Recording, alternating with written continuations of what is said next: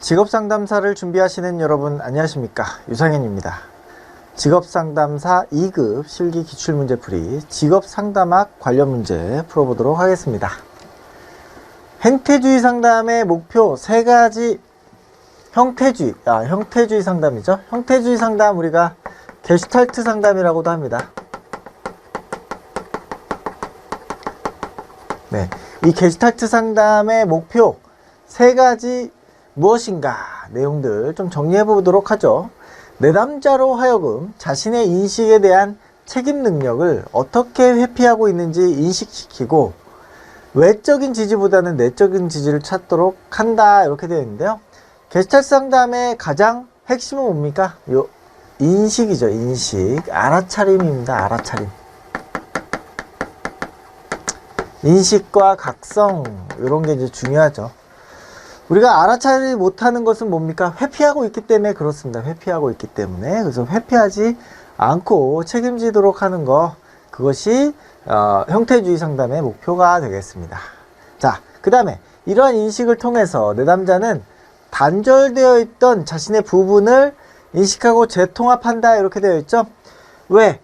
자신의 욕구와 감정, 이것을 제대로 접촉하지 못했기 때문에, 접촉 장애가 있기 때문에 그렇습니다. 단절되어 있는 것이죠. 거기서 이 알아차림, 내가 여기에 나의 어떤 감정과 욕구가 있다라는 것을 알아차려 가지고 그것을 접촉시켜요. 통합하는 것이죠. 그러면 게슈탈트가 완성이 된다고 합니다. 그렇죠? 게슈탈트가 완성이 된다라는 표현이 이제 전체적으로 된다라는 표현입니다. 이걸 통해서 성숙과 성장하도록 돕고 인격의 통합, 성취라는 목표로, 궁극적인 목표로 나아가게 된다. 네, 요게 이제 궁극적인 목표가 되겠죠. 그래서 게슈탈트 상담은 알아차림을 통해서 통합을 하고, 그리고 인격의 성숙을 도모하는 상담이다, 이렇게 정의 내릴 수가 있겠습니다. 그래서 1번 형태주의 상담의 목표 3가지 정리하시면 되겠고요. 다음 문제 보겠습니다. 2번 윌리엄슨의 직업상담 문제 유형 4가지 분류가 있죠. 네, 여러분들 잘 기억하고 계실 텐데요. 한번 정리를 해보죠. 자, 1번 선택 안 하는 거죠. 직업 선택 안 함. 또는 뭐 무결정이라고 얘기할 수 있겠죠. 2번째, 불확실한 결정이 되겠습니다.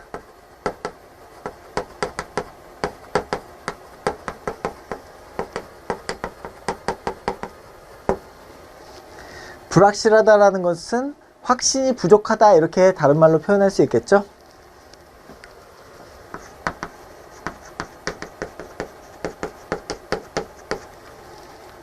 세 번째로 현명하지 못한 선택이 있겠습니다.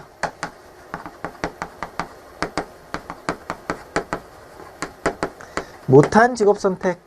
현명하지 못한 직업선택은 무엇입니까? 현명하지 못한 직업선택은 능력, 그죠? 적성이 없는 것을 선택하는 겁니다. 적성 없는 직업선택. 그러니까 그거를 해낼 수 있는, 수행할 수 없는 그런 그 직업을 선택하는 것이죠. 그래서 굉장히 괴로움에 빠지게 되는 겁니다.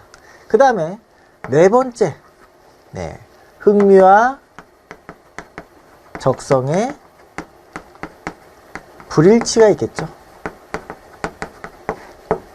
그래서 자기가 원하지 않는, 흥미가 없는데 그걸 한다는 겁니다. 그래서 흥미와 적성의 불일치, 이렇게 4가지 유형이 있다, 이렇게 정리를 해보시면 되겠습니다. 다음 문제 보겠습니다. 3번 직업상담사가 갖추어야 할 자질 5가지, 이렇게 되어 있는데요. 직업상담사는 기본적으로 우리가 인지적인 통찰력, 뭐 이런 것 좀 필요하겠죠. 인지적인 능력이 좀 필요하겠습니다. 그 다음에 내담자에 대한 존중, 내담자, 인간에 대한 존중이 되겠죠.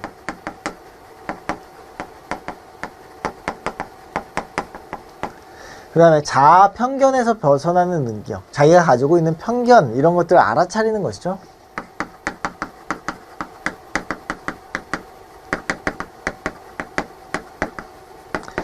전문적인 지식, 그 다음에 경험 이런 것도 필요하겠고요. 직업 정보를 분석하는 그런 능력도 필요하겠습니다. 그래서 이 5가지 정도 같이 정리를 해서 요약해서 쓸 수 있도록 정리해 놓으시면 되겠습니다. 다음 문제 보겠습니다.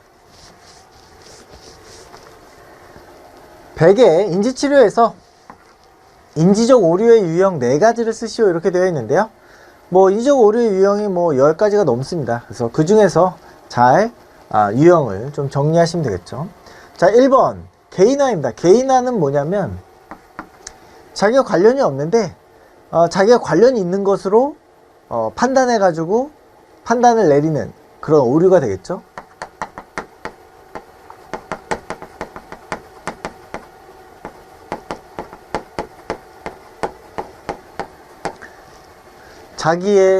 자기와 관련 있는 것으로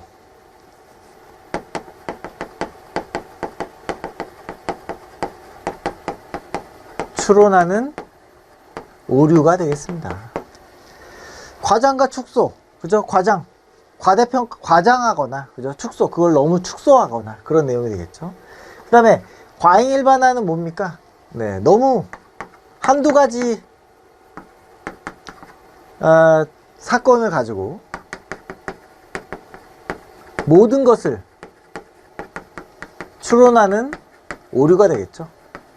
그러니까 무슨 얘기냐? 직업상담사 한번 떨어졌어요. 그러면 다음에 또 보면 되는데 한번 떨어졌으니까 난 평생 어떻게 됩니까? 직업상담사는 못 붙을 거야. 이렇게 이제 생각하는 것이죠. 이분법적 사고 뭡니까? A, 모든 것이 A와 B와 B밖에 없다. 특히 이제 뭐 성공과 실패,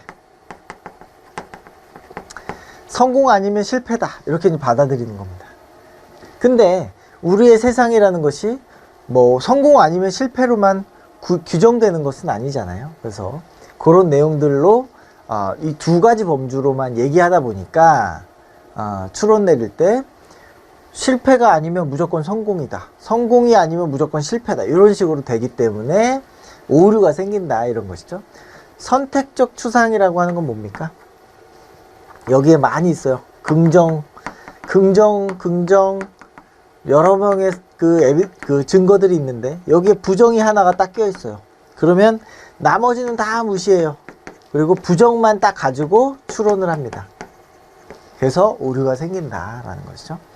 임의적 추론은 뭡니까? 자의적 추론이라고 하는데 근거가 없어요. 그냥 자기가 스스로 그냥 그렇다라고 믿는 것이죠. 어떤 근거 없이. 이런 식으로 정리를 해 놓으시면 되겠습니다. 다음 문제 보겠습니다.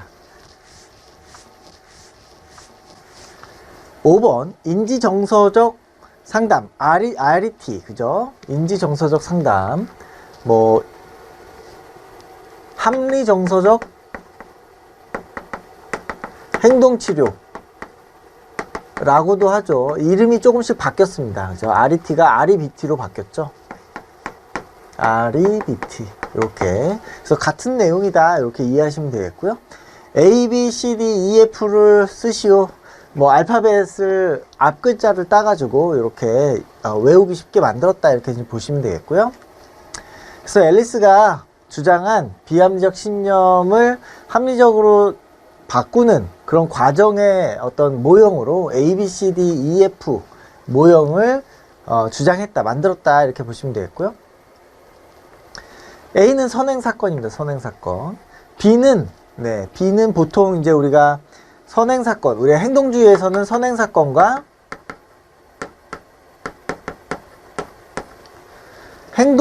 행동의 결과가 되겠죠.